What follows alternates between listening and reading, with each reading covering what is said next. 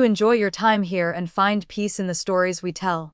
If you liked the story, don't forget to like, comment, and subscribe to support the channel. I was originally a false heiress, banished back to the countryside.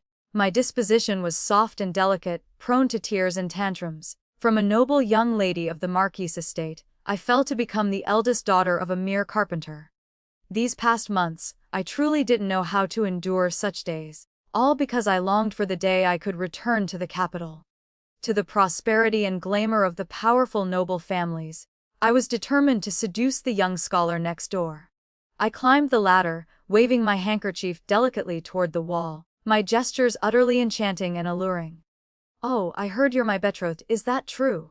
The bare-chested man chopping firewood paused at my words, then slowly turned around. He responded coldly, "I am the betrothed of Celeste Hartley. Now please, listen to my story." Speaking of the person I despised most at this moment, it was naturally Celeste. She was the real Heiress. She was the one who had taken everything that rightfully belonged to me. I glared at that man, drenched in sweat, my chest heaving with fury until I lost my footing and tumbled off the ladder. What a blind fool. He treated precious jade no differently than mud. All my flirtatious glances wasted on this blockhead. In the past, I wouldn't have even bothered with half a sentence of coy talk with someone like him.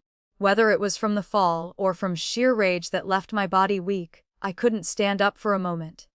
I cried while pounding the ground, my hands covered in filthy mud that wouldn't come clean no matter how I wiped them. I was supposed to be the capital's most celebrated beauty. How did I fall into such a wretched state? To make matters worse, the chickens and ducks in the yard mocked me in chorus. They swarmed around, clucking and quacking to the heavens. Not satisfied with that, they relieved themselves right there in a pile. Furious beyond reason, I grabbed stones and threw them wildly. Who knew those creatures would immediately charge back in retaliation, sending feathers flying across the entire yard. Outside the gate, children from the neighborhood also gathered to watch the spectacle. They laughed heartily. "Look, the fairy maiden has turned in a feather lady. Ha ha ha, there's even duck droppings on her sleeves. Oh my, even when she cries, she's still so beautiful." My younger sister was busy in the kitchen at the time. She rushed out, grabbed a broom, and chased the chickens and ducks away. She looked at me with her round, bright black eyes, her voice gentle as she said, "Elder sister, before father and mother left for the fields, they told me to cook eggs for you. They've just finished cooking. Please go inside and eat." "I won't touch those rotten eggs," I cried until I could barely breathe, my entire body reeking with an unbearable stench. Just then, my younger brother also returned from gathering firewood. He wiped the sweat from his forehead and ran over, speaking softly, "Elder sister, father and mother said you prefer cleanliness. Let me heat water for you to bathe." My younger sister quickly added, "Marcus's elder brother has a large bathtub. I'll go ask him to lend it to you. That belongs to Celeste's betrothed. I have no interest in using it." I bit my lip and quickly told Flora not to go. My eyes swept over my brother's shoulder, which bore red marks from carrying firewood all the way. I had just bathed yesterday. If I bathed again today, wouldn't that force him to chop even more firewood in the forest? I wiped my tears, feeling bitter inside, thinking that today I had lived too shamefully. Celeste had risen in fortune, yet she hadn't even written a single letter to inquire about her siblings. Here I was, taking care of everything on her behalf. I resigned myself to a simple wash. When choosing my clothes, my heart wavered with hesitation. When I was sent back to the countryside, Mother hadn't been stingy with me. She'd prepared plenty of clothes and jewelry. It was just a pity that those elaborate and magnificent gowns had no place to shine in this rustic village. I selected a simple, clean dress and lifted the hem slightly higher. When I stepped outside, both my younger sister and brother stood frozen, staring at me. I frowned slightly with a touch of awkwardness. "What? Does it not look good?" My sister hurriedly flattered me. "It's beautiful. Elder sister looks just like a fairy descended from heaven." My brother quickly echoed, "Elder sister looks beautiful in anything." I reached out and patted both their heads, the corners of my mouth curving up with pride. "You two aren't so bad either. After all, you're my own flesh and blood. In the future, the three of us will be the most beautiful sight in Transcends village." The moment those words left my mouth, my voice caught in my throat. Both my sister and brother stood there stunned, their eyes reddening. We all pretended nothing was wrong, each quietly returning to our tasks. My sister spoke first, her voice forced to sound cheerful. I need to bring food to father and mother in the fields. My brother rushed to fetch things. Let me get the straw hat. I looked up at the scorching sun and reached for a parasol. Among the items I brought back from the capital, altogether more than a dozen large trunks. Naturally, there would be accessories like parasols. My brother and sister each held a delicate parasol, walking proudly down the village path under the blazing sun, crossing through the golden rice paddies glowing in the afternoon light. The village children saw this and burst into mocking laughter. Look, Flora Hartley and Nathan Hartley are putting on airs again, with parasols too, acting like noble young masters and ladies from the capital city. How ridiculous. My sister and brother's faces flushed red from the teasing, their hands and feet awkward, as if they no longer dared to hold up their parasols. I shot them a stern look and spoke quietly. Hold them properly. Otherwise, when the sun beats down harder and you both collapse from heat stroke, who will bear the consequences? Nathan, though a young boy, had skin so dark that only his white teeth were visible in the sunlight. Flora was slightly better, but only marginally so. How could I face these two children, dark as little tadpoles, every single day? I glanced at the children making faces at us, then waved my hand and called out, "Don't laugh. Come here, I'll give you candy, and you can help us carry a few things." The children immediately swarmed over like bees from a broken hive, still giggling and teasing from afar. But once they approached me, they all held back their excitement and suddenly became timid. They nudged one another, hesitantly reaching out to accept the candy from my palm. I nodded and spoke gently in praise. Very good. Now help Flora and Nathan hold the parasols as we walk. The children immediately clustered together, huddling under the shade of the parasols like baby birds nestled under their mother's wing. I led this flock of little radishes along the ridge of the rice paddies. From afar, the people toiling in the fields looked no different from a swarm of black ants clustered together. When we reached the thatched hut by the fields, I finally saw my parents clearly. Both were bent over laboring, sweat dripping like rain. Each heavy drop fell and immediately soaked into the parched earth. The rows of tender green rice seedlings swayed in the wind, rustling like waves rolling in succession. When father and mother heard the voices of my siblings, they shouldered their hoes and walked over. Their faces were streaked with mud mixed with sweat, impossible to distinguish water from soil. Suddenly, my sister cried out in alarm, "Elder sister, why are you crying?" Mother had already approached me. She set down her hoe and raised her hand to wipe away my tears. But seeing her rough, calloused hands covered in mud, she hesitated and gently pulled her hand back, her voice filled with concern. "Did the heat make you uncomfortable?" My father also hurried to console me.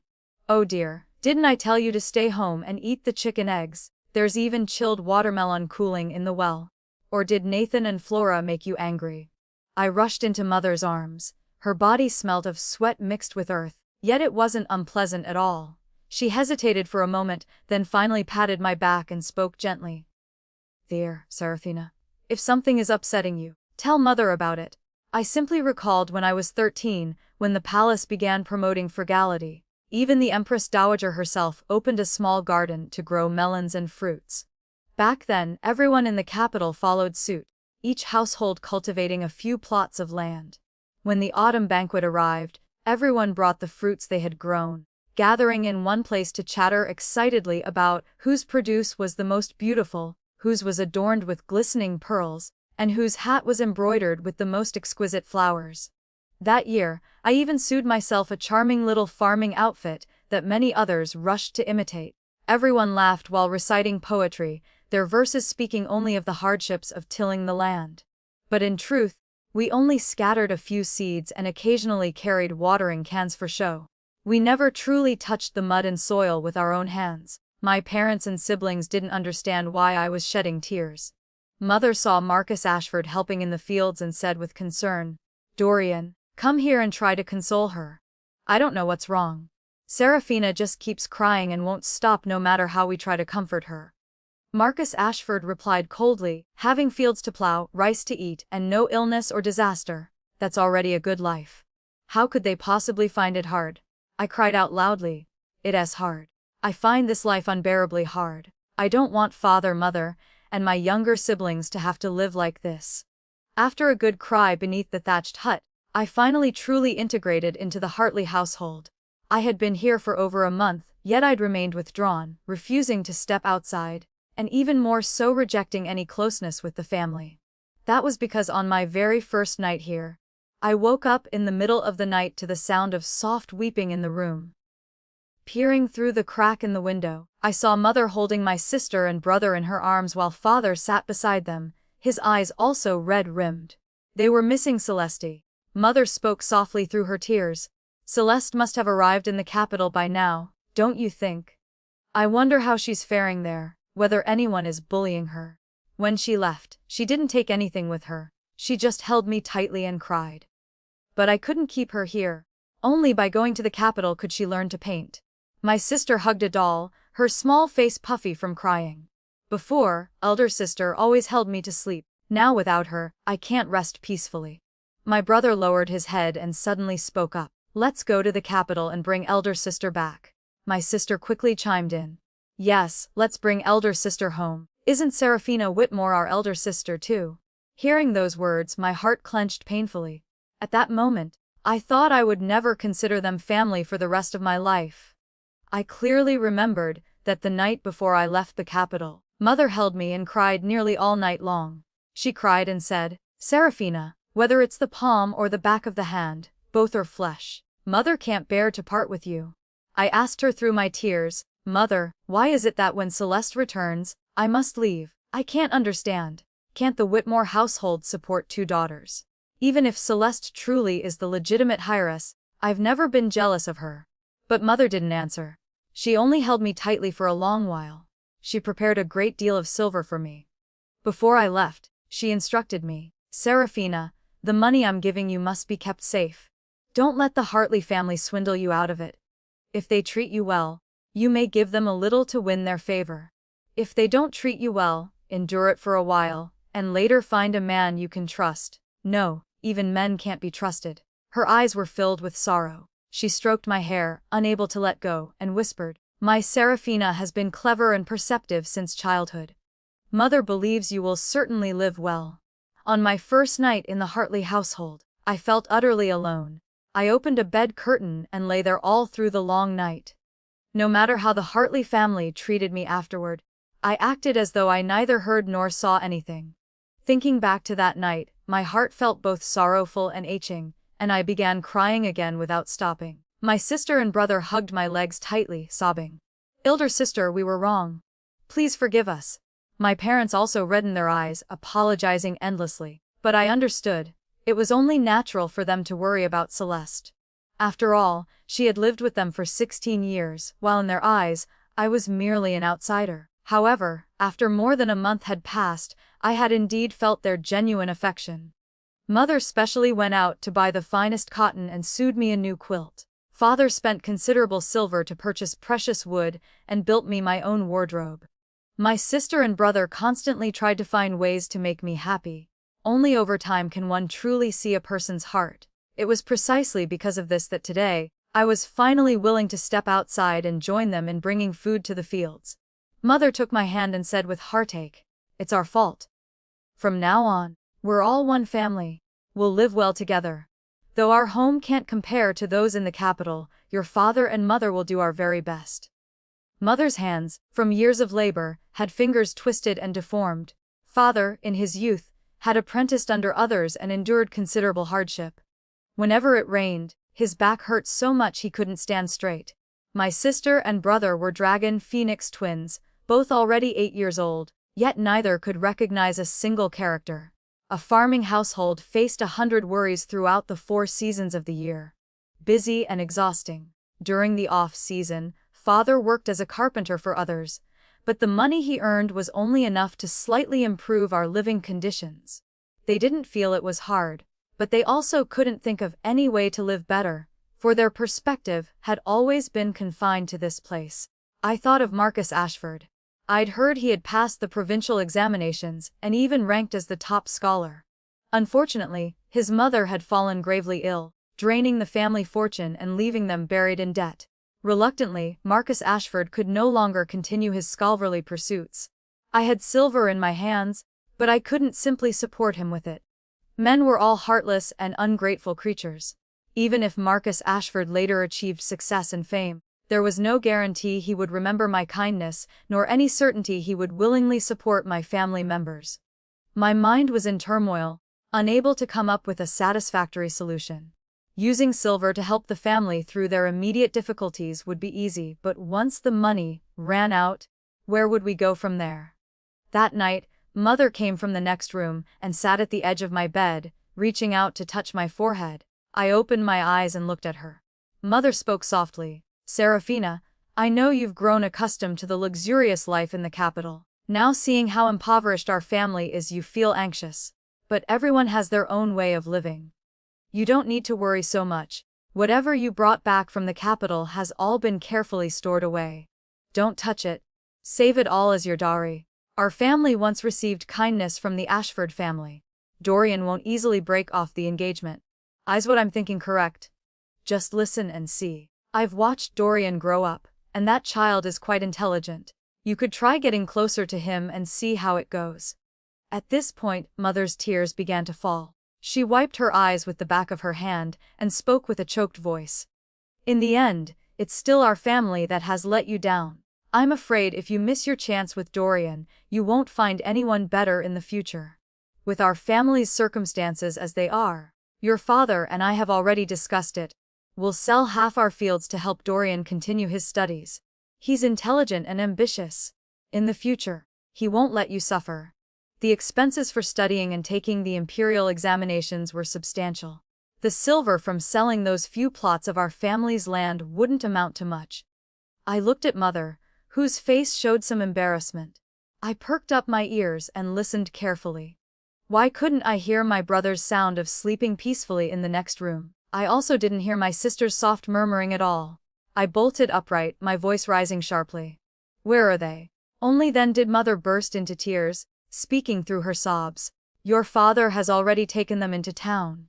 He plans to send them to serve in the magistrate's household. They'll sign a 10-year contract, no worries about food or hunger, and they'll receive silver every month. Being sent to live in an official's residence. That's a good life.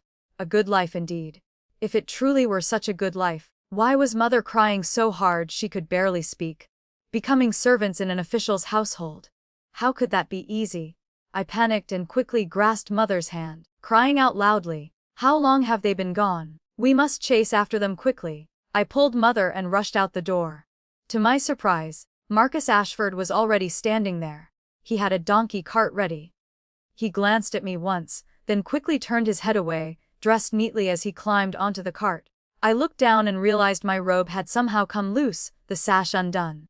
I hurriedly fastened my clothes again. Just as I climbed onto the cart, I suddenly remembered something. Wait, we can't just go like this. I'd heard that the county magistrate was a notorious lecher, infamous throughout the region. The scandal about the true and false heiresses in my family had caused such an uproar, and with my title as the capital's foremost beauty, I couldn't help but suspect that the magistrate had already heard of me. Sure enough, when Mother had barely set foot in the magistrate's office, we learned that father, my brother, and sister had all been detained. I hid in a corner by the wall and saw the steward with his lecherous expression, smirking as he said, "My master heard rumors that the eldest young lady of your household was once a celebrated beauty of the capital, so he kindly wished to establish a connection. Who knew the men of your family would be so ignorant? They even dared to cause a scene. Now they're all locked in the jail. If you want to redeem them, exchange them for your daughter." Mother trembled with rage, yet she was utterly powerless. My heart also turned cold as ashes, filled with extreme indignation. In the past, I was the legitimate daughter of a marquis's estate. Despite my delicate beauty, no petty lowlife would dare harbor such thoughts about me. But once I fell to become a farmer's daughter, even a gatekeeper's dog dared to stick out its tongue and mock me with a few words. Mother forced herself to gather her composure and said, "Under these circumstances you absolutely cannot go there. Dorian and I will think of something. Serafina, you must hide first." What solutions could they possibly come up with? I glanced at Marcus Ashford and spoke bluntly. "Don't even think about begging the magistrate or seeking out your old schoolmates. What if he's petty-minded and seizes the opportunity to strip away your top scholar title? Then all those years of studying by lamplight would be wasted. Hearing this, Marcus Ashford glanced at me, his eyes revealing a mocking look, as if saying, "A delicate young lady like you. What can you do besides cry and complain?" I gently touched the jade bracelet on my wrist and smiled coldly. Today, I'll let him broaden his horizons and see what it truly means to be a noble lady born from an illustrious family. I told Mother to hire several strong men and rent a horse carriage. The horse carriage stopped before the magistrate's residence. Several burly men charged forward and pounded on the door without any courtesy. The moment the door opened, the steward stepped out. Seeing this imposing scene, he immediately changed his expression and broke into a wide, welcoming smile. Marcus Ashford stepped down from the carriage and lifted the curtain. I leaned lightly on his wrist and descended gracefully. The moment my feet touched the ground, the steward stared at me in stunned amazement. Today, I had deliberately applied my makeup with meticulous care and draped myself in a magnificent, dazzlingly brilliant gown. As the ancient said, the king of hell is easy to meet, but little devils are hard to deal with. These petty officials always judged by appearances first before seeing the person within. I intended to make him look but not dare to covet. The steward bowed respectfully and asked, "May I inquire what honored name the young lady goes by?"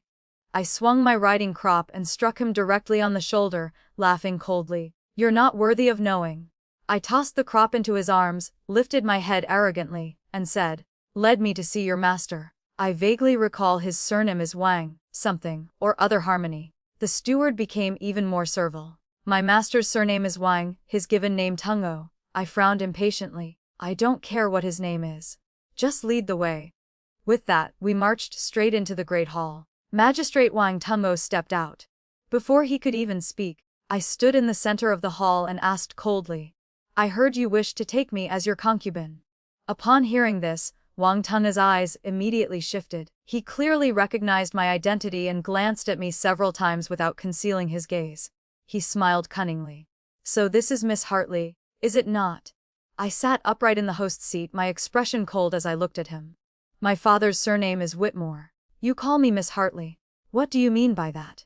Wang Tungo stroked his goatee and said, "If I remember correctly, aren't you merely a farmer's daughter?" He and I faced each other, neither willing to yield. I then smiled faintly. "That's right, I am a farmer's daughter. Magistrate Wang imprisoned the Hartley family members because he wished to take me as his concubine. Now that I'm here before you, Magistrate Wang, haven't you achieved your wish?" As I spoke, I gently raised my hand. The jade bracelet on my wrist glimmered with a cold, radiant light. Wang Tungo exclaimed in admiration. "Indeed, this item is truly precious. I heard that when Miss Whitmore turned 15, she became engaged to the crown prince of the royal manor and received a priceless jade bracelet bestowed by the Empress Dowager herself. This must be it. Just moments ago, he called me Miss Hartley, but now he immediately switched to Miss Whitmore." It seemed Magistrate Wang was indeed the type of petty person who fawned over those above while trampling on those below. When dealing with such people, one must maintain an imposing presence and keep a haughty demeanor to make them fear you.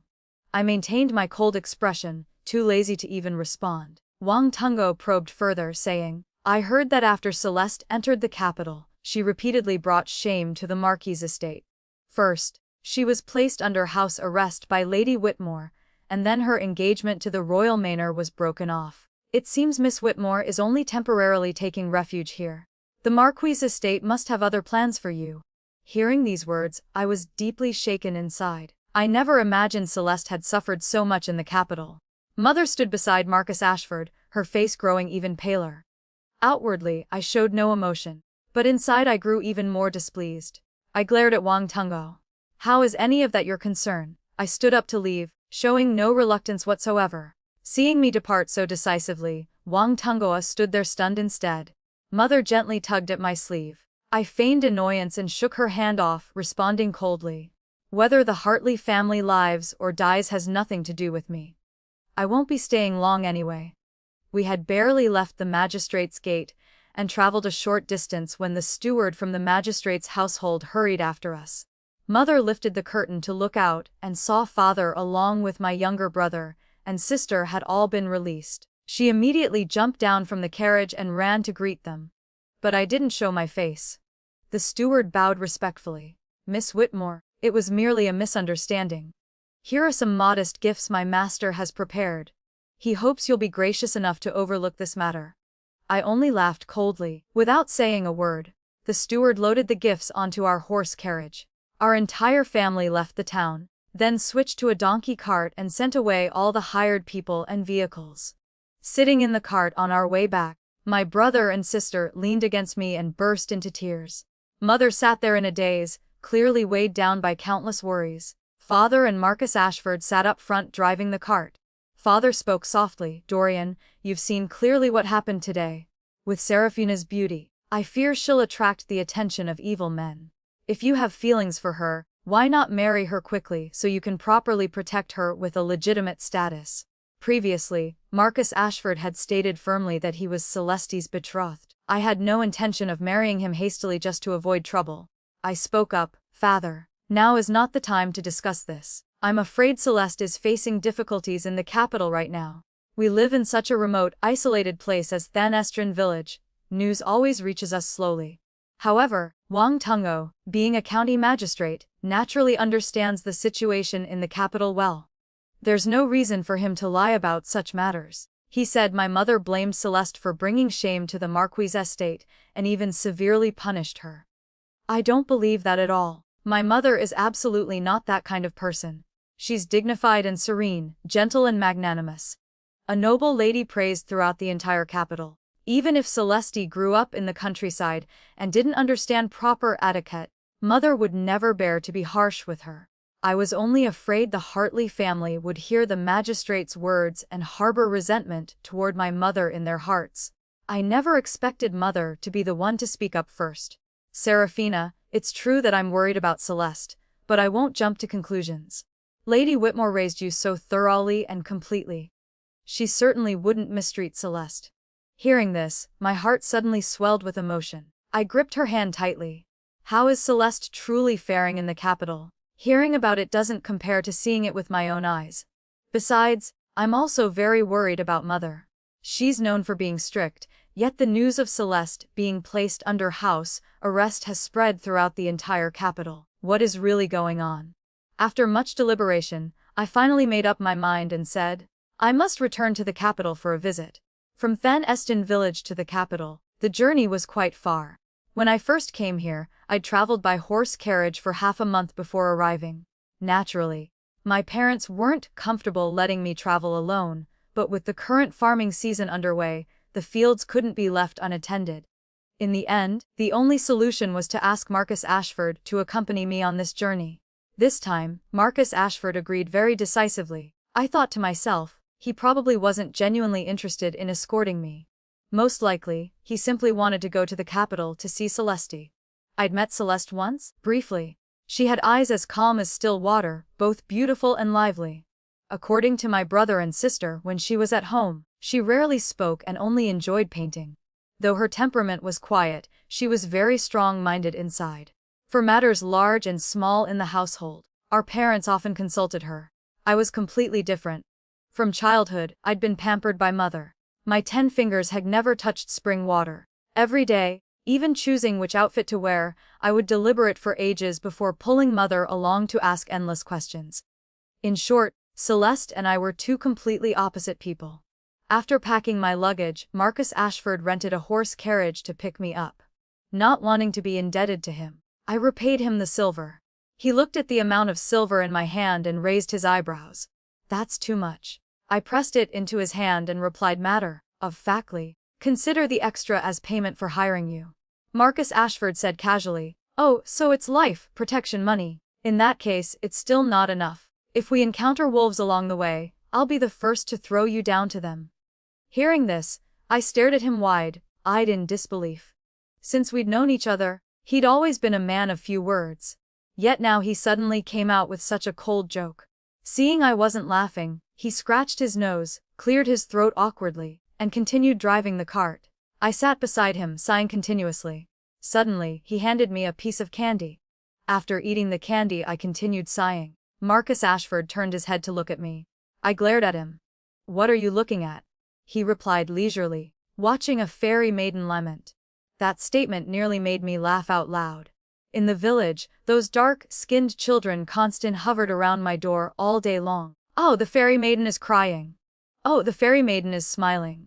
Oh, so even fairy maidens have to eat. Clearly Marcus Ashford was teasing me. I held so many thoughts in my heart with no one to confide in. My parents were simple and honest folk.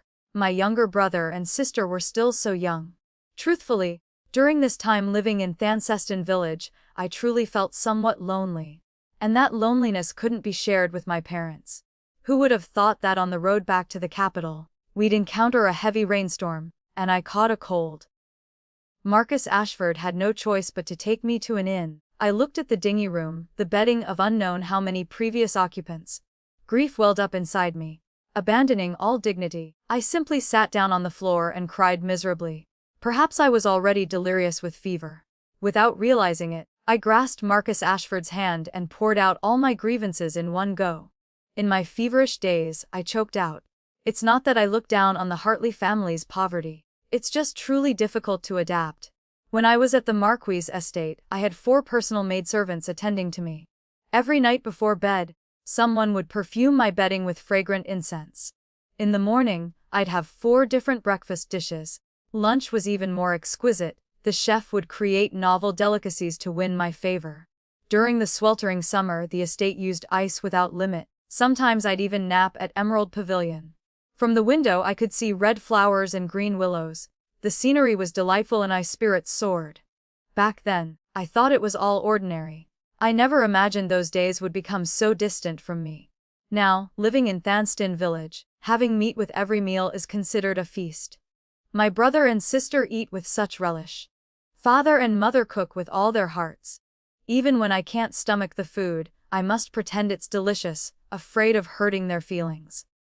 The chickens and duds squawk endlessly every day. I can't even rid in peace, let alone concentrate, especially with father and mother busy in the fields all day. Could I really let those 2 young children wait on me hand and foot all day? I could only grit my teeth and endure it, learning to light the stove and cook in the kitchen myself. Thinking of this, I held out my hands before me and cried even harder. Marcus Ashford, do you know? In the past, every time I bathed, I had to add drops of 100 flower essence, nourishing my skin until it was fair and smooth. My maidservants would apply fragrant balm on me, a small jar that cost dozens of taels of silver. These hands of mine, my 10 fingers have never touched cold water. Everyone who saw them would praise me, saying I was born with a fortunate destiny. Even the fortune teller said I had the fate of wealth and nobility, that my entire life would be smooth. All lies.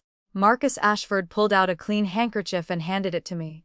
I snatched it to wipe my tears. Only then did I realize in shock that somehow I'd ended up leaning against his chest. I pouted and pushed him away indignantly. And you too, you're just as hateful. Though you're somewhat more handsome than Crown Prince Alaric, you're nothing but a rigid blockhead. When I tried to chat with you, you kept that ice-cold expression and said you were Celeste's betrothed. Did you think I was lusting after you? Somehow those words sounded rather wrong. Marcus Ashford suddenly burst out laughing. This person rarely laughed, but when he did, his appearance became even more extraordinarily handsome. Marcus Ashford gently brushed aside my hair and coaxed me softly. Once you've cried enough, sit up now. I looked down at the dust-covered bed, unwilling to lie on it. Marcus Ashford then shook off all the dirty bedding, wiped the bed surface clean, and spread his own robe on it as a cushion. He even brought in a basin of warm water for me to wash my face and rinse my hair. I lay on his robe, resting my head on the luggage bundle. This person always preferred cleanliness. Even his clothing carried the fresh, clean scent of soap. I turned to watch him bustling about, sometimes pouring tea and water, sometimes bringing over light refreshments. My entire body burned with fever, my head spun dizzily. I only felt myself drifting hazily before falling asleep. Beside my ear was the sound of Marcus Ashford's voice. His tone at this moment was unexpectedly gentle. I drowsily opened my eyes and discovered I was leaning against his shoulder. My nose suddenly stung. I weakly punched his chest once. What are you to me? What right do you have to hold me? Marcus Ashford held a spoon and fed me medicine, his voice carrying a hint of laughter. I'm the eldest young lady's servant. The medicine was bitter and astringent. Drinking it made me wrinkle my face and furrow my brows. Marcus Ashford then gave me a piece of preserved plum. The taste was sweet and mild. Truly a high-quality variety. Nothing like the cheap stuff the peddlers in Thance Estrine village usually sold.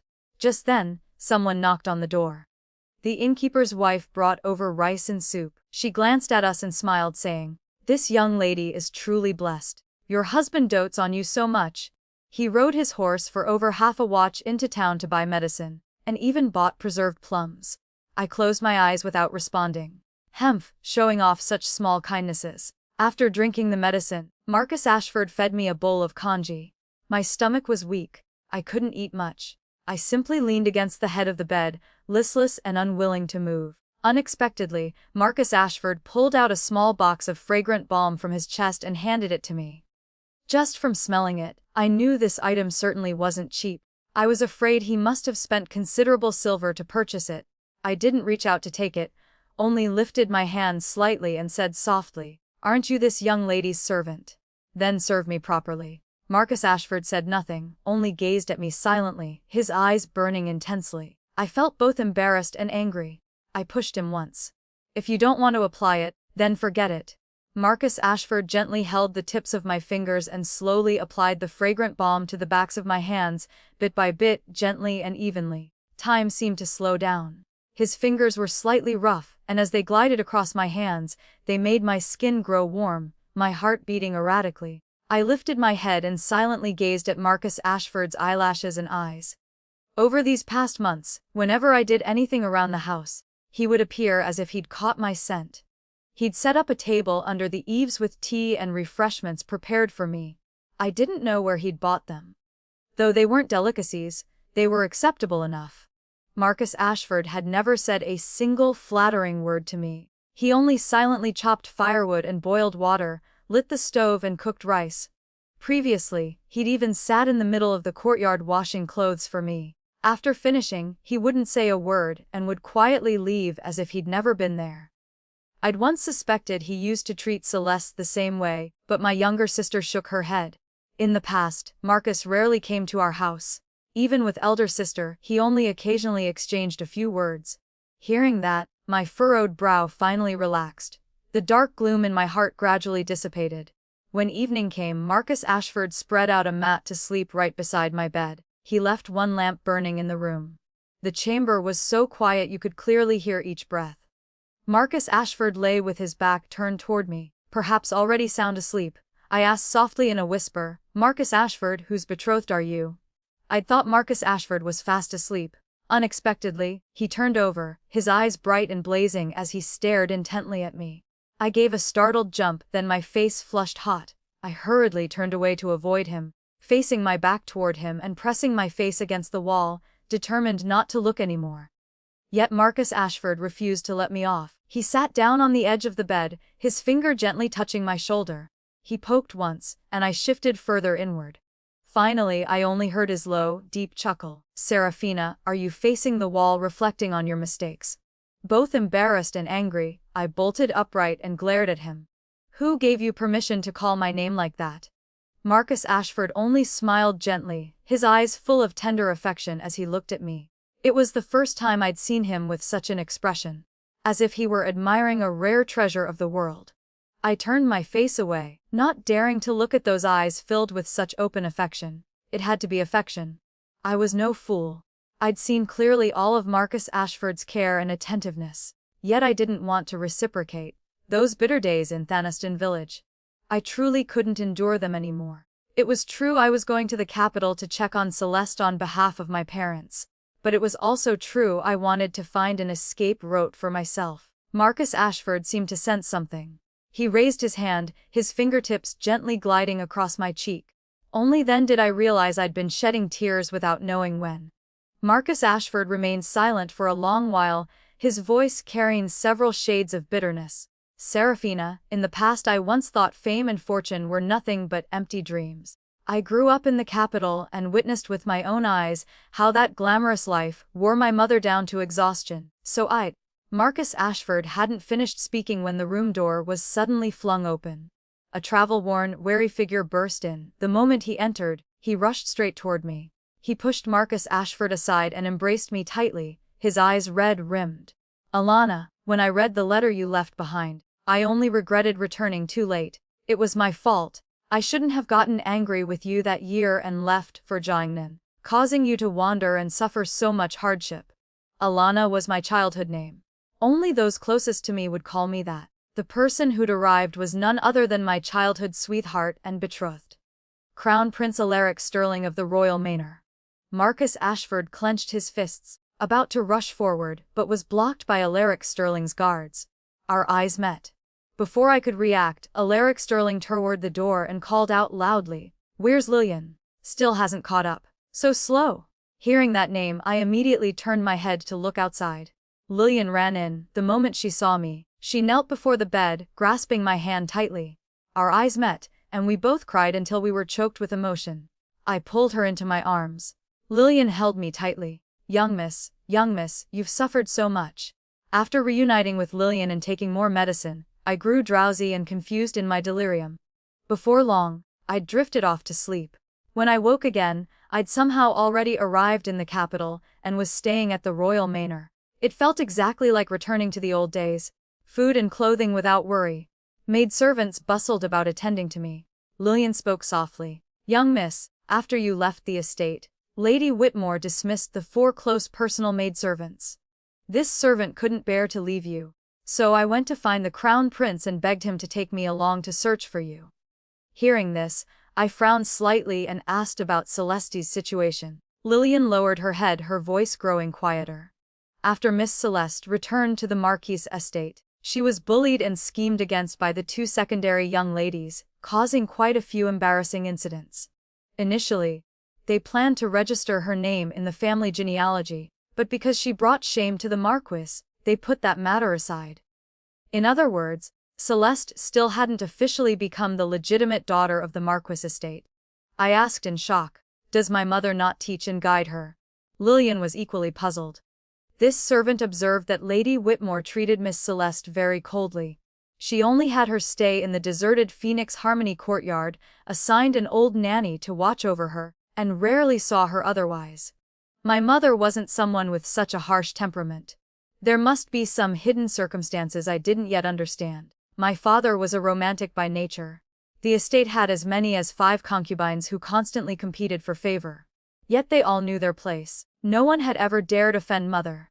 Yet now, even the secondary daughters dared to bully Celeste. This was enough to show that everyone had seen through mother's attitude toward her.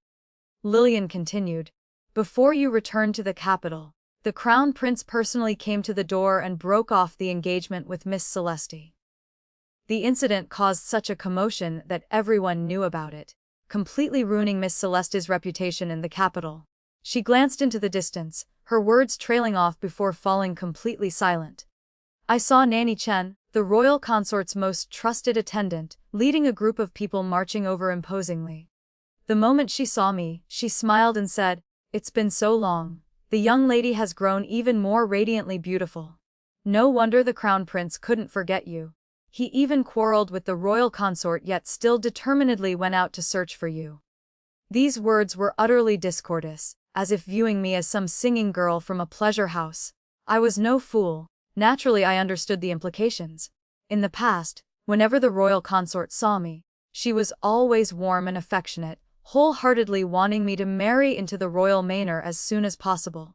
Now that I'd lost my status as the legitimate daughter of the Marquis estate, I'd barely arrived at the royal manor before receiving such cold treatment. Not only did I not get to meet her, but she even sent an old woman to humiliate me. I knew I couldn't afford to lose my temper. Alaric Sterling might not be unaware that Nanny Chen had come, yet he deliberately avoided showing his face. I'd known since childhood that he was a weak-willed person. Everything was decided by the royal consort. According to Lillian, Alaric Sterling had just returned from Jiangnan. Upon reading the letter I'd left, he'd immediately wanted to set out to find me. However, the royal consort stopped him. Who knows what she said? He didn't leave until now. Seeing Nanny Chen's attitude today, I'd already vaguely guessed several parts of the truth. Alaric Sterling had obeyed the royal consort's wishes, deliberately trying to wear down my spirit to make me easier to control. I looked at the maidservants holding gold, silver, jewels, silks and brocades in their arms. I quietly pinched my own thigh. Tears streamed down as I choked out, "I know my current status doesn't match the crown prince. The royal consort needn't make things difficult. I'll leave on my own." Nanny Chen sighed. "The young lady truly is a wise person." When Lillian and I arrived, we'd come empty-handed. When we left, we each carried 2 large bundles on our backs and held quite a few items besides. The moment we stepped outside the royal manor gates, I saw Marcus Ashford standing not far away at the corner of the street. He was disheveled and stubbled, looking much more haggard than before. When Marcus Ashford saw me, he stood stunned for a moment. I glared at him and snapped, "What are you staring at? Come here quickly and carry these things. My arms are about to fall off." I'd willingly followed Alaric Sterling back to the royal manor precisely to obtain these items of silver and wealth. I understood the royal consort's temperament too well. That lady was both proud and unyielding. Previously, she'd been wary of my status as the legitimate daughter of the Marquis' estate, and because Alaric Sterling was so infatuated with me, she'd turned a blind eye and let it pass. But now I was merely a farmer's daughter. She would absolutely never tolerate Alaric Sterling marrying me as his primary wife, so if she wanted to drive me away, she would certainly find every possible method. I lightly shook the gold bracelet on my wrist and smiled with satisfaction. "See this?" The royal consort was truly generous. "This gold bracelet is so large that wearing it makes my wrist feel like it's about to fall off." Lillian stood beside me. Her eyes reddened, speaking softly. "Young miss, in the past you never even glanced at these gold bracelets and jewelry. You only found them vulgar." I removed the bracelet and placed it on her wrist, saying seriously, "Lillian, now I'm just a farmer's daughter, no longer the heiress of the Marcus estate. As for you, if you don't mind, please call me elder sister. Let the past be swept away by the wind." Those words were meant to comfort Lillian, but also for myself to hear. Years ago, when Lillian was only 5 years old, she'd been sold into the Marquis estate by her older brother.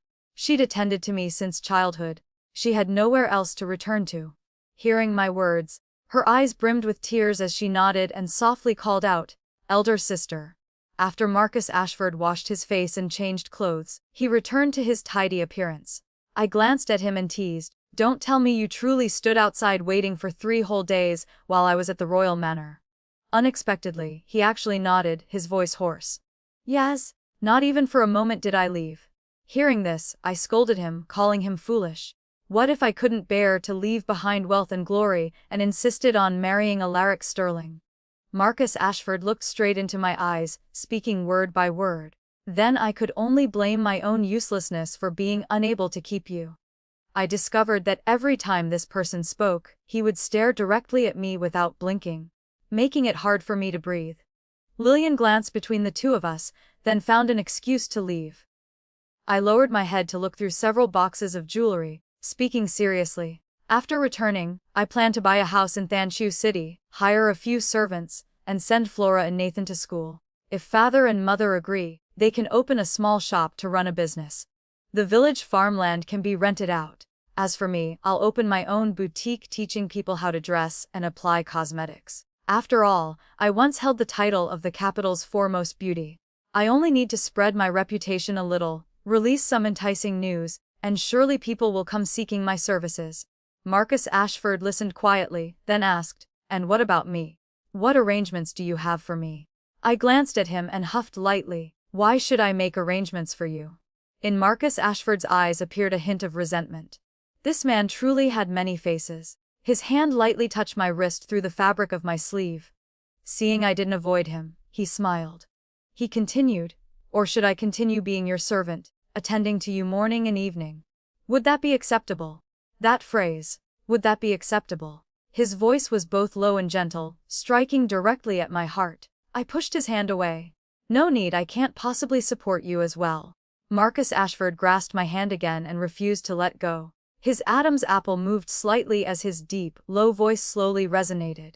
"Last time when Alaric Sterling suddenly burst in, there were a few things I didn't finish saying. Seraphina, my mother is Princess Mingyi, the adopted daughter of the current Empress Dowager and also the sworn sister of His Majesty the Emperor." I blinked several times, utterly shocked to my core. Princess Mingyi. Naturally I'd heard of her.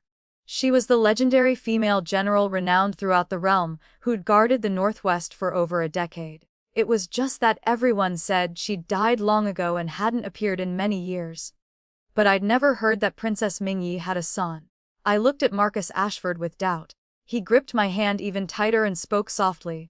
No one knows Mother once lived in the capital for 10 years, sometimes in the palace, sometimes at her own private estate. I grew up in Pinkyang Alley, always thinking I had no father. Later, when Mother fell gravely ill, she took me away from the capital. We traveled everywhere.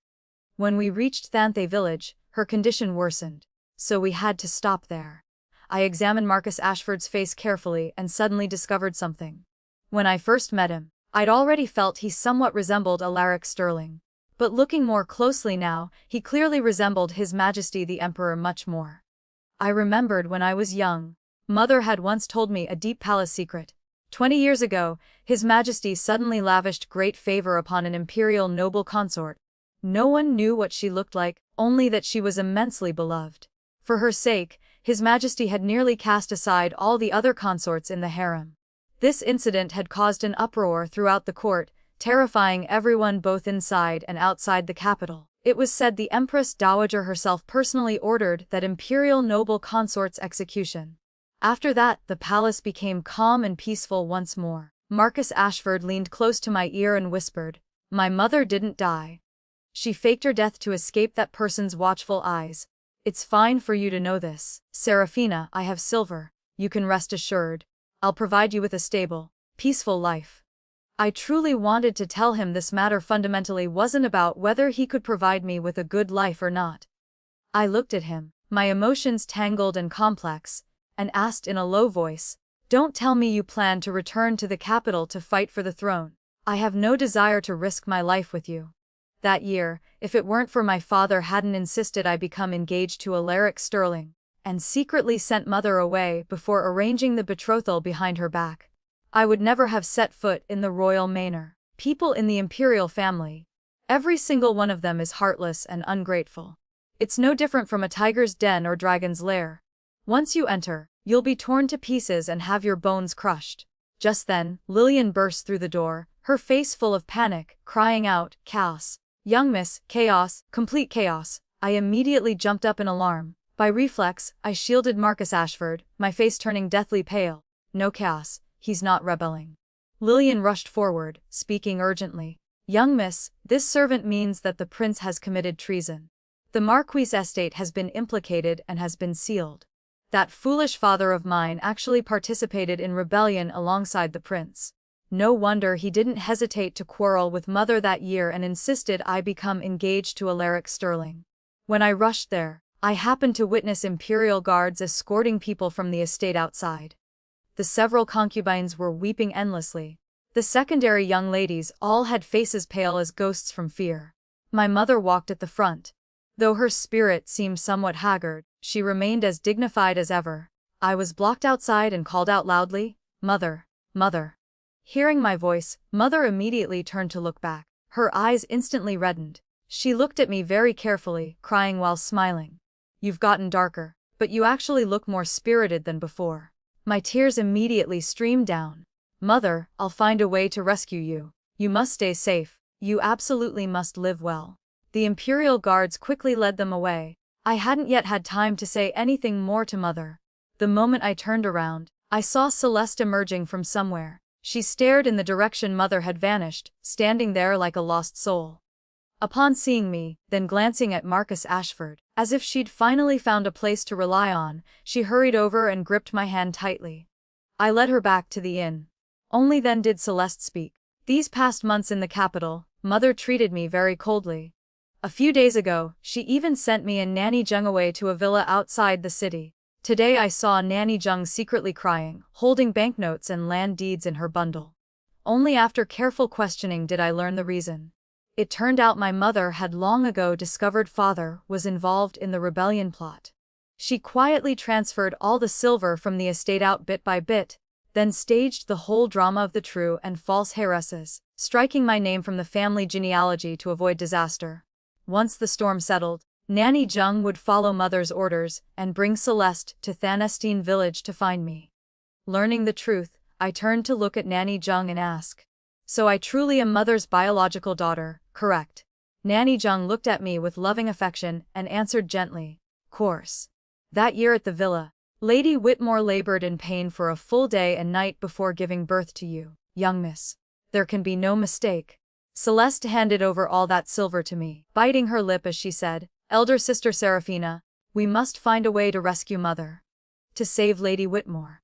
Though she'd been treated coldly on the surface during her days in the capital, Nanny Jung had always remained by her side, never allowing her to truly suffer any grievances. She and Nanny Jung read books and painted together, learning quite a lot. Now understanding Mother's painful intentions, Celeste was genuinely worried for her. I said in a daze, when I was in Thanston village, I heard from my mother that you loved painting. Nanny Jung in her youth was a renowned master artist who once painted portraits for the palace ladies. Now you can be considered half her disciple. Even if you return to Than Estine village in the future, with just that skill alone, you can live peacefully and securely. Celeste looked at me, her expression complex. Only then did I realize I'd habitually called Mother by that intimate term. Her tears kept falling, choking out. My parents agreed to cooperate with Lady Whitmore in staging the true and false Heiress's drama. Actually, it was all for my future. They knew I'd loved painting since childhood, but our family didn't have the means. They always felt regretful about that. How could parents not recognize the child they gave birth to themselves? Years ago, the two of them worked at the Marquis Estate's villa for several years. If anyone wanted to investigate, there would still be grounds to explain it. Moreover, Celeste and I were born in the same year, same month, same day. Nanny Jung explained everything clearly from beginning to end, then sighed. It's all the devoted heart of a mother who loves her child. Seeing me cry without stopping, Marcus Ashford poured tea and brought it over, gently patting my hand to comfort me. He spoke in a low voice, Don't be afraid, I'll rescue your mother. I quickly stopped him, shaking my head. You cannot go. If he uses his true identity to get involved in this treason case, it will certainly lead to catastrophe. I gathered all the banknotes together and bit down hard, making up my mind. Celeste, Nanny, let's make a trip to the Court of Judicial Review. The Imperial Court has a law that was enacted by Princess Mingyi years ago. When men in a household commit crimes, the female relatives are not implicated. As long as someone is willing to pay the redemption price, they can exempt the women in the family from punishment. 1 month later, my father was convicted and exiled 1,000 miles away. Mother was also released from prison. Of the 5 concubines, those without children returned to their birth families. The 2 who had children, meaning my 2 secondary younger sisters, came to bid farewell. Then everyone went their separate ways. I didn't force them to stay. Previously, they'd all come from minor wealthy merchant families or official lineages. Each had their own path to follow. Mother's spirits remained stable. She entrusted me to handle all the arrangements with Silver. You don't need to suffer anymore. The moment Mother saw me, she raised her hand and lightly struck my arm. She scolded through tears, You foolish girl. Since childhood, you've lived in silk and luxury, never suffering a single day. I worked so hard to accumulate all that silver, only fearing that if the Marquis estate should fall in the future, you would have to endure humiliation. And what happened? You took all that money to rescue me. Useless child. I held her tightly, sobbing as I replied, Silver can be earned again, but there's only one mother. Nanny Jung stood beside us wiping tears, consoling her. Lady Whitmore, the young miss has truly grown up now. She can shoulder everything herself. Mother released me intently for a long while, then nodded slightly. Yes, truly grown up now. You must have suffered considerably out there. She grasped my hand and looked at it for a long time, tears streaming down once more. Marcus Ashford stepped forward, performing his courtesies warmly. Lady Whitmore, Seraphina, this place isn't convenient for conversation. I can see Lady Whitmore is also tired. Shall we return to the inn to rest for a while? Hearing him call me by my given name, Mother immediately frowned and looked at him several times. Celeste quickly sensed the awkward atmosphere. She took Mother's arm and spoke gently, Mother, this is our neighbor from Thante village. Last year he passed the provincial examination as top scholar.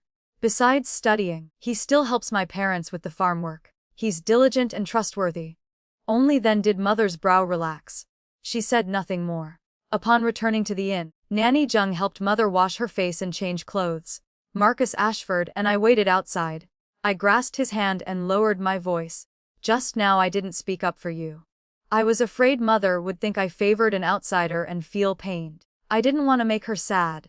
Marcus Ashford looked at me and sighed gently. Serafina, in front of you, I always feel utterly useless. Unable to help with anything. That's not entirely true. I thought of what he'd said before and cleared my throat lightly, asking, you once said you had money and would provide me with a good life. So tell me, exactly how much silver do you have? The moment Marcus Ashford heard this, the melancholy in his eyes vanished completely. He only gazed at me intently with a smile. I pushed him. Speak quickly, I'm not joking with you. Times are different now. I can suffer alone, but I cannot let my mother endure poverty as well. Just thinking of mother having to gather firewood and light the stove makes my heart ache worse than being cut with a knife. I'd also considered taking mother back to Jiangnan to rely on my maternal grandfather. However, my uncle had always been jealous of the excessive dowry my grandfather gave mother years ago. Ever since grandfather passed away, we'd been completely estranged from mother all these years. So if we returned, it would only invite anger and humiliation. Better to stick with my original plan of settling in Thanshu City. A large household wanting to live peacefully and securely cannot do without silver. The room door opened. Nanny Zheng stepped out and said to Marcus Ashford, Young Master Shaw, Lady Whitmore invites you in to speak. Mother didn't call for me. I don't know what she wants to discuss with Marcus Ashford. Celeste immediately pulled me aside to have tea and refreshments. As soon as we sat down, she anxiously asked about Thante village. I spoke gently to reassure her. Everything at home is fine, it's just that father, mother, Flora, and Nathan all miss you constantly. Back then, when I heard you weren't having an easy time in the capital, I found a way to come inquire about your situation. Celeste said gratefully, Thank you, elder sister. I lifted my teacup, pretending to ask casually. Of course, I'm also not overly concerned about what happened between you and Marcus Ashford before. But now that we consider each other sisters, if you want to talk about it, I don't mind listening a bit. Celeste smiled softly, her eyes gentle. Elder sister is willing to listen to my complaints. I'm truly grateful. The betrothal with Marcus actually happened only because he wanted to please his mother. Through her words, I finally understood. It turned out that year, Marcus Ashford had only become engaged to her to put his mother's mind at ease before she departed. I guessed his mother, wanting to avoid prying eyes, had to leave separately, but she worried endlessly about Marcus Ashford. So he found an excuse, claiming he already had someone in his heart, the young lady next door, and wanted to settle down and establish a family. Only then could his mother leave with peace of mind. Very well. There truly was no romantic affection whatsoever between them. I thought to myself, fortunately Marcus Ashford didn't dare deceive me. Otherwise, I would definitely make him suffer the consequences. 3 months later, mother, Nanny Zheng, Lillian, and I settled in Thanshu City, purchasing a 3-section house. Though it couldn't compare to the Marquis' estate of years past, it was sufficient for us to live peacefully and securely. Marcus Ashford purchased the house right next door. Early one morning, Celeste had already woken up. She stood in the courtyard, restlessly watching and waiting. Finally, at the entrance gate, the cheerful bickering voices of 2 young children rang out. Flora and Nathan, who knows what they were arguing about, each wearing a small bundle, came rushing in and threw themselves into Celeste's arms. I pretended to pout in mock anger. What? Now that Celeste is here, you've forgotten all about me, haven't you? Both quickly ran over to hug me. Flora pressed a bouquet of flowers into my hand, her voice sweet as sugar. Eldest sister, these are flowers I picked along the road for you. I glanced over and saw Nathan also handing Celeste a ripe fruit. He said, Flora picked flowers for eldest sister, and I picked fruit for second sister. Celeste and I looked at each other and burst out laughing. Now we're truly all one family. Marcus Ashford was helping the Hartley parents move their belongings inside. When we first returned to Thanshu, I'd already told them to move into the city to live with us. But the 2 elders insisted that farming must be seen through from start to finish. They absolutely had to wait until after the harvest before they'd agree to come. They still felt somewhat hesitant, thinking they were imposing on my household. I stepped forward, grasped both their hands, and said, Father, Mother, I and Mother have just arrived in Thancho. We're still unfamiliar with everything. If our whole family lives together, it'll be convenient for looking after one another. Otherwise, if outsiders see only women in the household, they might come cause trouble. Mr. Hartley immediately patted his chest in assurance. Rest easy, Alana. I'll stay in the outer courtyard and guard the gate tightly every night. Mrs. Hartley also chimed in to comfort us. That's right, Alana. Do you know, Uncle Wang's son works in the county yamen of Thancho. In the future, we'll bring some gifts to visit him. Having connections means we won't be bullied. I exchanged glances with Celeste. She immediately stepped forward and said, Father, Mother, come see your bedroom. As soon as her parents left, Flora and Nathan also consciously went to arrange their own belongings. Looking up, I saw Mother standing at the doorway, smiling as she watched me. I lifted my skirts and ran over, embracing her tightly while acting coquettish. Mother, how do you think your daughter has arranged everything? Mother sighed tenderly. My Alana has truly grown up, she already has the bearing of a household mistress, I said proudly. Of course. Whose daughter do you think I am? Marcus Ashford had finished tidying things but lingered reluctantly, refusing to leave, constantly stealing glances at me. I paid him no attention whatsoever. Yesterday when we went to the lake together, this person in a secluded place was truly far too unrestrained. Thinking about yesterday, my lips still hurt even now. Mother gave me a gentle push. Go on. Didn't you promise Marcus Ashford you'd go look at shop locations together? I pretended to be unhappy. Mother. Your daughter hasn't even married him yet, and you're already eager to send me away. Marcus Ashford stepped forward and spoke respectfully. Lady Whitmore, please rest assured. I will certainly take excellent care of Alana. I secretly stepped on his foot and glared at him, signaling he wasn't allowed to call me that. Marcus Ashford and I went looking at shop locations all morning until my legs were sore and exhausted. Marcus Ashford took me to a wine house and selected a private, elegant room. The moment we entered, he pressed me down to sit on the self-couch. He knelt down, carefully removed my stockings, then massaged the soles of my feet for me. I lightly kicked his chest. If my mother finds out about this, she definitely won't let you set foot in our house ever again. Marcus Ashford looked up at me, the corners of his mouth curving into a smile. Then we must be more careful and not let Lady Whitmore discover us. This statement sounded rather wrong somehow. I huffed lightly. Going too far will backfire. We're properly betrothed with an official marriage contract. Not some secret lovers stealing moments. Why do you keep saying such strange things? Marcus Ashford only smiled even more deeply. So you do know we're properly engaged. Yet yesterday at the lake, I merely kissed you once and you scratched my neck until it bled.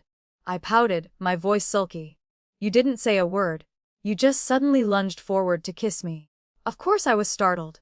Besides. Afterward didn't I let you hold and kiss me for half the day anyway? After Marcus Ashford finished massaging my feet, he went to wash his hands, then poured tea and brought it over. I was too lazy to even lift my hand. He held the cup to my lips, coaxing me gently.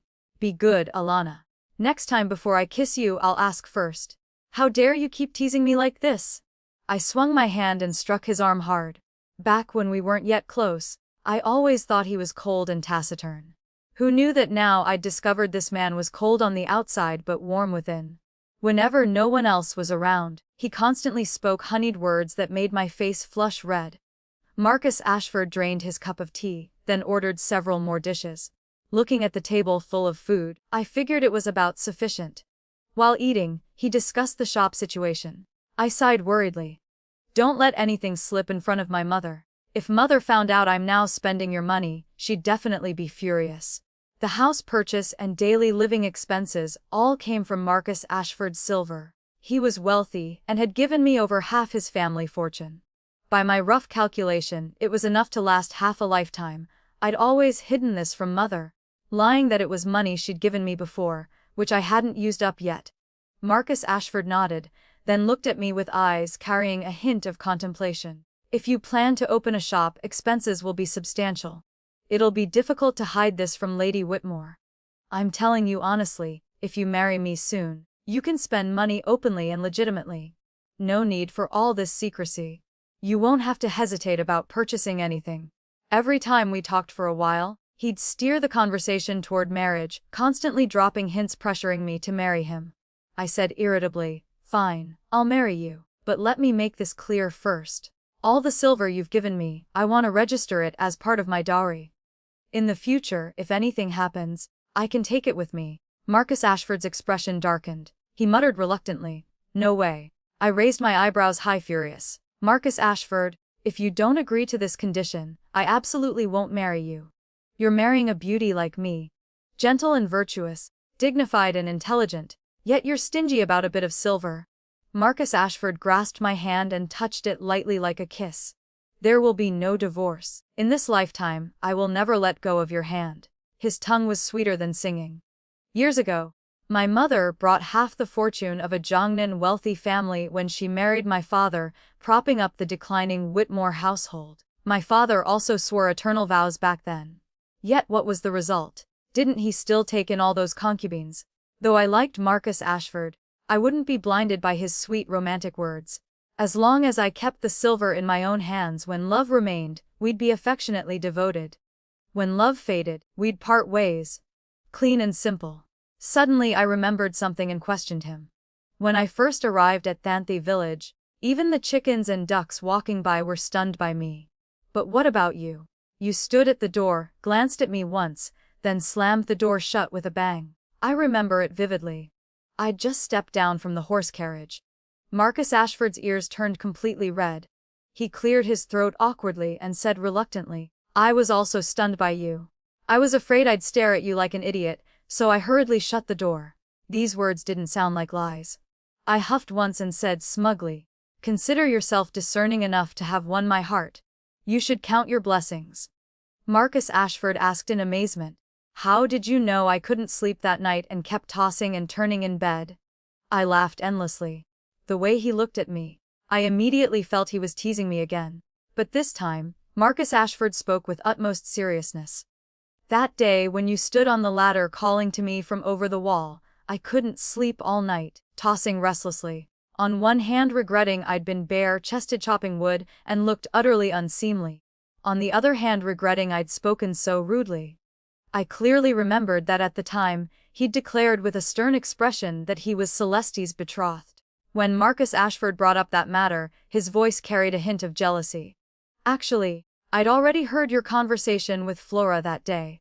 It turned out that day, Flora had mentioned Marcus Ashford and curiously asked whether I planned to marry him. At the time, I was annoyed and replied, "My betrothed is Crown Prince Alaric Sterling. How could I possibly marry a rustic country farmer like him?" Recalling old matters, Marcus Ashford's expression darkened.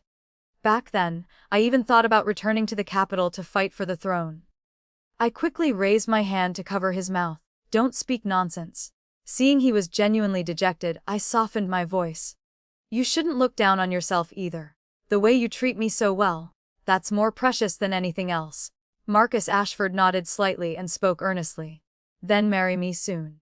Every morning I'll help you dress and comb your hair. If you don't want to leave bed, I'll feed you your meals. Even for bathing, you won't need to lift a finger. I'll sprinkle flower petals and apply fragrant oils for you.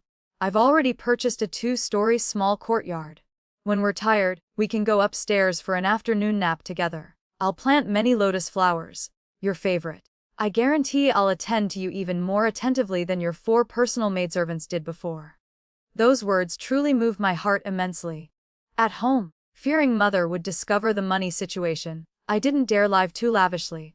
If I married Marcus Ashford, there would be no more such worries. I urged him, "Then hurry and go discuss the marriage with my mother." Hei Pilo Gle 5 Latar. Flora Hartley had now changed her name to Heiress Hartley. Though only 13 years old, she'd already defeated all her peers at the Martial Arts Academy.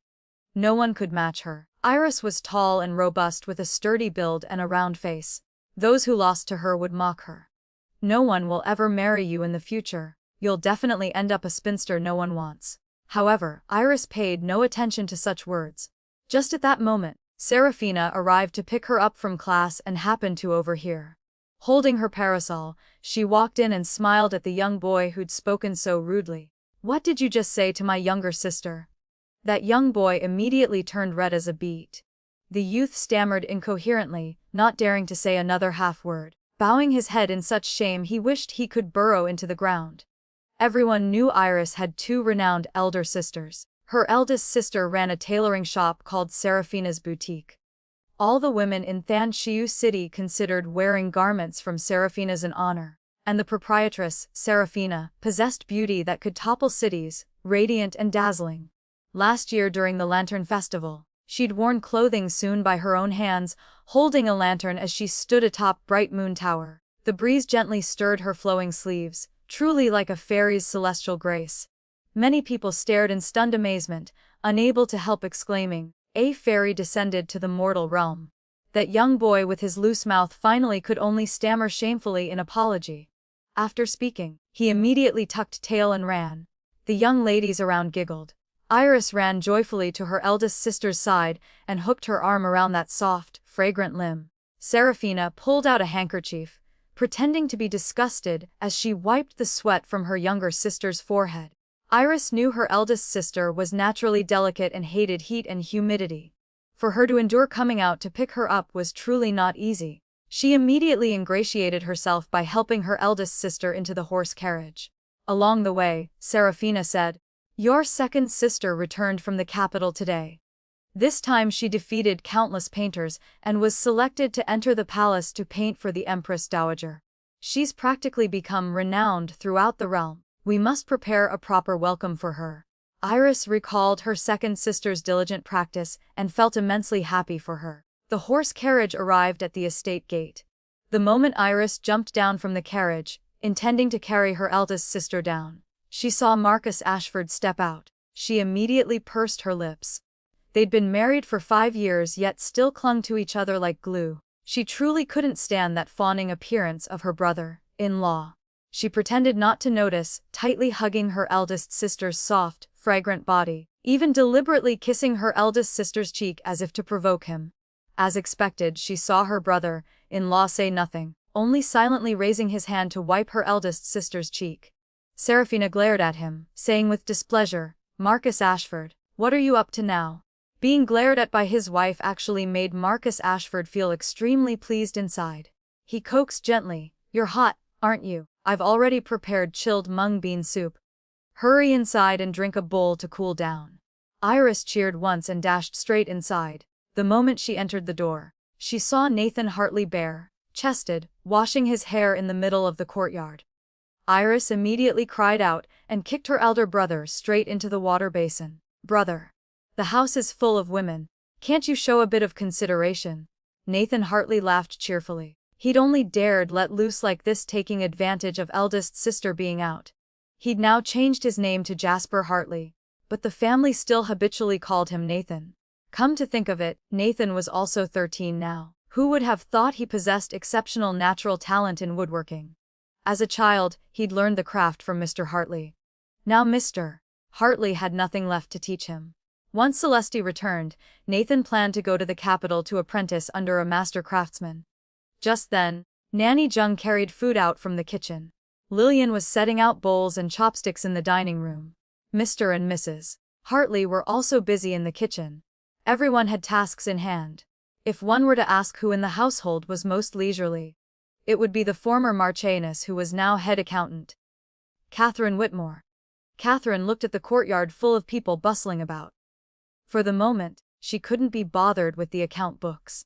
Now the family had opened 3 shops in Thanshiu City.